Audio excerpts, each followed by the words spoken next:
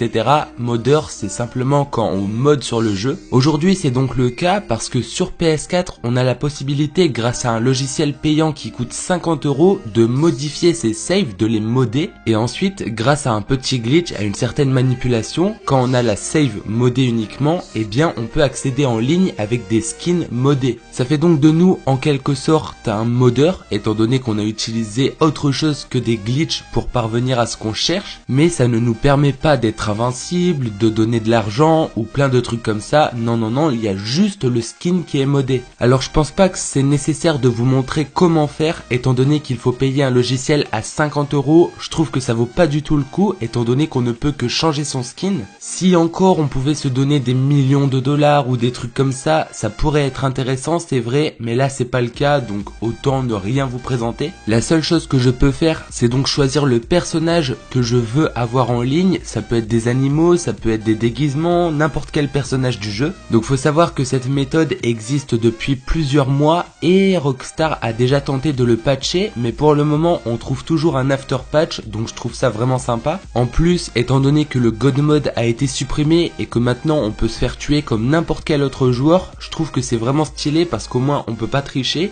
mais on a un personnage complètement what the fuck. Du coup, si vous tombez sur ce genre de personnage modé en ligne qui incarne d'autres joueurs, eh bien ne vous faites pas de soucis, ils ne pourront pas abuser de vous avec des mods. Par contre, récemment j'ai entendu dire que certaines PS4, on va dire jailbreak pour simplifier la chose, avaient réussi à accéder en ligne sur PS4 au serveur de GTA V. C'est que des rumeurs parce que j'en ai pas eu la preuve, mais apparemment il y a vraiment un mode menu qui fonctionne en ligne dans les sessions. Alors peut-être que ça va se développer, peut-être que ça a déjà été stoppé, je sais pas, mais voilà, j'ai entendu dire ça plusieurs fois. Dans tous les cas, comme d'habitude, si j'ai plus d'informations à ce sujet, je vous les présenterai avec forcément les preuves à l'appui. Il y a aussi des mecs qui ont des PS4 en 1.76 et qui font croire qu'ils peuvent aller en ligne, donner de l'argent et tout. Bah en fait c'est juste des montages et la séquence où ils se donnent de l'argent ça a été pris sur PC. Il ne faut donc pas croire à tout ce que vous voyez concernant les PS4 jailbreak, les mods en ligne, etc.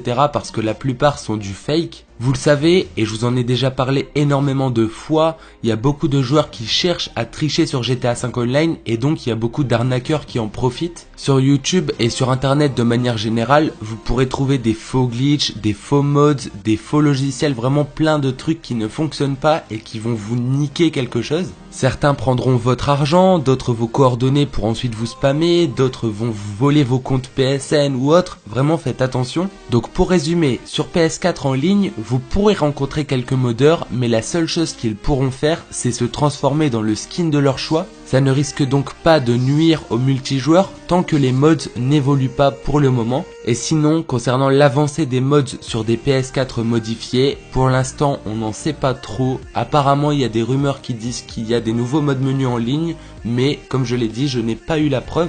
Enfin bref les gars, voilà pour les quelques informations. Pour ceux qui auraient déjà une save modée et donc le logiciel à 50 € et qui voudraient connaître la nouvelle manipulation, en description vous retrouverez le lien du tutoriel de Hugo sur la chaîne Soundglitcher.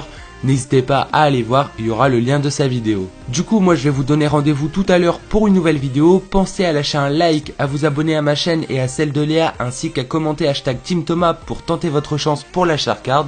Et moi je vous dis ciao.